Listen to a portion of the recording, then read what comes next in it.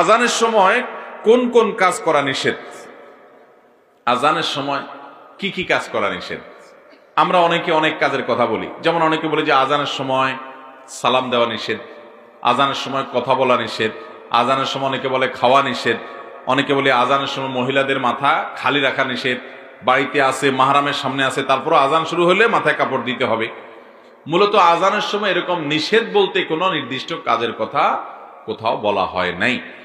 আজানের সময় একজন ইমানদারের কাজ হবে আজানের জবাব দেওয়া, মুখে মুয়াজ্জিন যা যা বলবে মুয়াজ্জিনের সাথে সাথে তা তা বলা, সাথে সাথে মানে একটু পর পর আল্লাহু আকবার বললে পরে আল্লাহু আকবার বলা, আশহাদু আল্লা ইলাহা ইল্লাল্লাহ বললে আশহাদু আল্লা ইলাহা ইল্লাল্লাহ বলা, এইভাবে হাইয়া আলাস সালাহ হাইয়া আল ফালাহ সমস্ত লা হাওলা ওয়ালা কুওয়াতা ইল্লা বিল্লাহ বলা, বাকিগুলো যা আছে তা বলা। এটা হলো মুস্তাহাব। যদি আজানের সময় কথা বলতে গেলে জবাব দিতে অসুবিধা হয় তাহলে কথা না বলে জবাব দেওয়াটা উত্তম, বাস এটুকু। এছাড়া আজানের সময় যে আপনার এটা করা যাবে না ওইটা করা যাবে না এমন কোনো কথা নাই। যেগুলো